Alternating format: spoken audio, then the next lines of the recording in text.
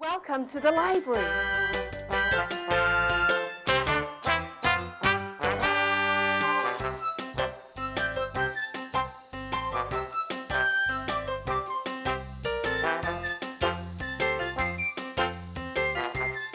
Let's go see a show.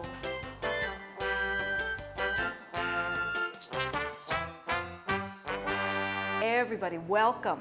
My name is Peggy Hasegawa, and I am so happy to see so many of you who would like to make origami with me. Origami is a Japanese word. It has a meaning in English.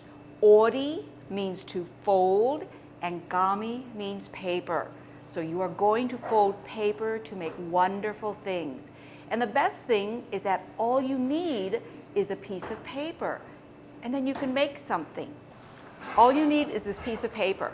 And usually it's this shape. What shape is it? Square. It's a square. Leave the paper on the table. If it's your habit to fold paper in the air, this is very, very hard. But if it's on the table, it's very, very easy. So it's on the table. Always use two hands while you're folding. It's too hard if you have one hand on the table and you're trying to fold it. It's too hard. If you grab it with two hands, then you could make the fold. You always want to go upwards. Going up is easy. Always use two hands to grab it. Always fold it going upwards. Do your best to make the corners and edges touch. Don't have to be perfect.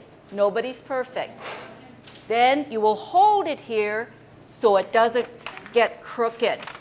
You will hold it in the center and use your finger to fold it from the middle to one side, fold it back out to the other way. One of the hints, one of the tricks for doing good origami is to have good technique, is to fold it your best and try to follow the rules where it's on the table, because your origami will turn out. If you have it in the air, you make it difficult. So one of the tricks is to keep practicing and practice the technique, how you're folding it, okay? We're going to make a duck. The paper is colored on one side and white on the other. So when we start, I need you to put the paper so it's the white side facing upward. And this time, I'm going to ask you to fold it in half into a triangle. So you are going to take the corner to the top corner. Always leave it alone after you fold it. So don't accidentally turn it or flip it over. The best thing to do is leave it because you're ready for step two. I'm going to unfold the paper, and this is a big hint. I never pick up the paper and unfold it, because after I've unfolded it, when I put it back down, I may accidentally put it down on the wrong side. This line, it's in the middle. This triangle and this triangle are identical. This is the line of symmetry. This is the bottom edge. This is the other bottom edge. I always use two hands. I always fold going up. I'm going to grab the edge so it touches the line of symmetry, and I have half of a kite. Now, I can use two hands to pull the other edge to the line of symmetry. It looks like this. The white has to be at the top. What you're going to do with two hands, you're going to pick up that point and make it touch the straight line. Now I'm going to show you the part that you just folded up. We're going to make the bird's head. Let me bend it down. You want the head to be medium, not tiny, not gigantic. You could glue it onto a card. You could make a birthday card for somebody or a get well card, but your birds are going swimming. I pick up my paper.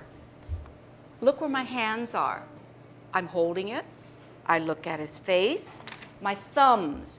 I put my thumbs on top of his face. One on this side, one on this side.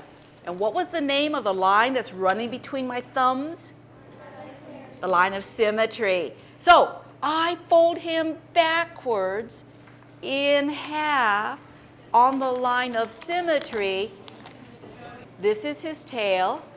I'm showing you that his head is on the top. I am holding him underneath the tail, and his head is looking at my hand. When you move paper in origami, we do not use our fingernail, we don't use our finger, we have pinchers. So if I grab his neck with my pinchers, I can lift it up, but it falls down. So what I do is, I lift it a little and hold it, and I'm going to show you this is too much. It does not come up this high, only a little to get it off of his back. And if I hold it tightly, I can let go. I can let go, and then my hand will come up underneath his neck and pinch it. If I pinch underneath his neck, the neck will stay up by itself. So hold on to the place where you pinched it. Hold on to underneath his neck. And your other hand with the pinchers, it's going to swivel up his head so he can look straight ahead. But after you lift it, you must pinch it on the back. See if the bird will look like he's swimming and not tip over. This one is really tricky. Sometimes the bird doesn't want to do this. Sometimes you have to make 3 or 4 before the bird will go on his neck.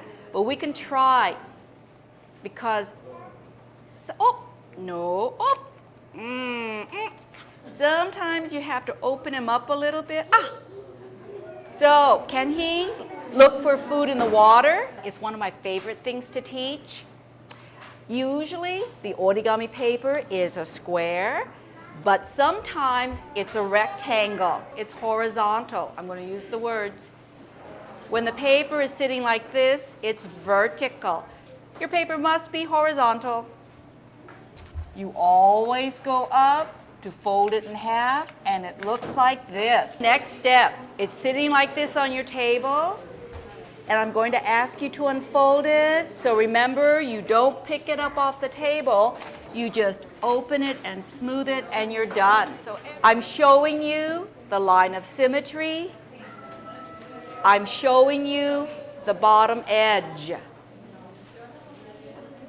Please pick up the bottom edge and bring it to the line of symmetry and fold it so it looks like this.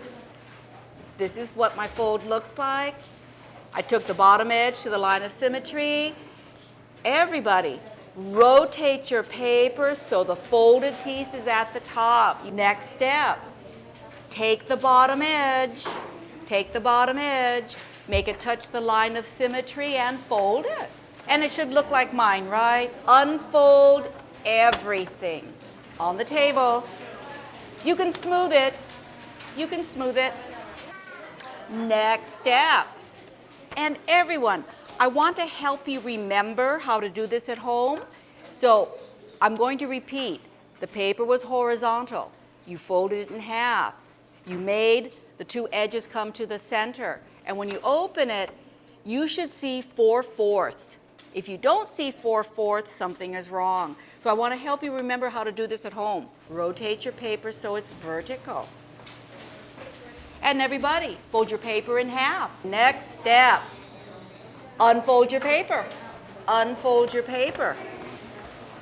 And you have a brand new line of symmetry, the vertical one. Take the bottom edge to the line of symmetry and fold it. Next step, I'm going to show you the 4 corners. Please take a look to see how I rotate it. 1 corner, 2 corners, 3 corners, 4 corners. So it's rotated while I work. I'm going to show you 1 corner. I'm going to show you the 2 important places. I've marked them. This line and the bottom edge. This line and the bottom edge. But you need to bring up that bottom edge so it touches that fold line. There's going to be a little strip of paper left over. Please take a look. I'm showing you the top of the origami. I'm showing you the top. I'm showing you there's a little extra strip of paper I'm moving. It wants to rip. it wants to rip right here. So I want to help you keep it from ripping. This is what I do. That extra strip, I have to pick up, but it doesn't want to give. So I smooth it on that place it wants to rip, and I fold it really, really wide. This is on the table. It used to be one flat piece of paper, but when I put my thumbs inside and I lift up gently, it pops up into a box. I know it, but the next step though, the next step, because this is not a good box.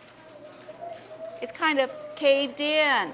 So what you need to do, you need to go to the outside corner and pinch it really hard. So I'm pinching 3 and 4 corners, and you gently squeeze it. And you have another box, you can put it inside.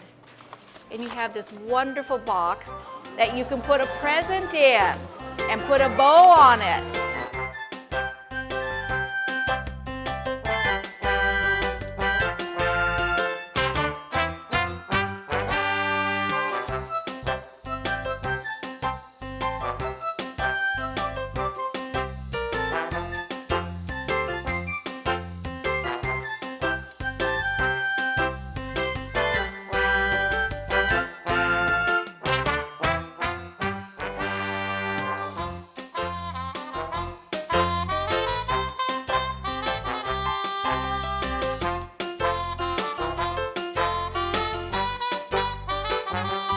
Welcome to the library.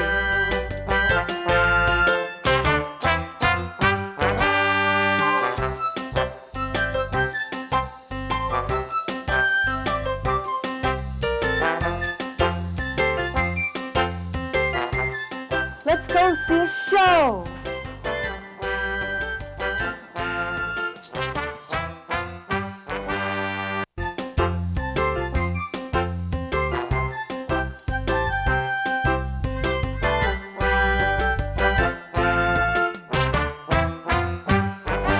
Does anybody know where the word paper comes from? Yes? No? Anybody ever seen this plant before? Close, close. This is called papyrus. And paper comes from the word papyrus.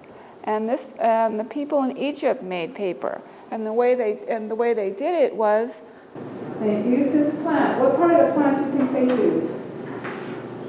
The stem, exactly. Very good. What they did was they used one this way and one, what would this be called?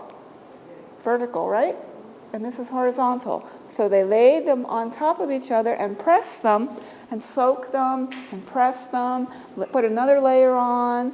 Because I made a sheet of paper, it took about 2 weeks to make a sheet of paper. So you know that back then, you had to have something pretty important to write on a piece of paper, right? It took all that time. So this is what the paper looked like. You probably have seen papyrus paper with hieroglyphics on them. So you can see how the paper goes up and down and across. Okay, but long before we had paper on papyrus, what do you think people wrote on first? Rocks, right. People used to hammer on rocks. Now what would happen though, you know how you kids carry backpacks to school? Don't you think it got a little heavy and old after a while?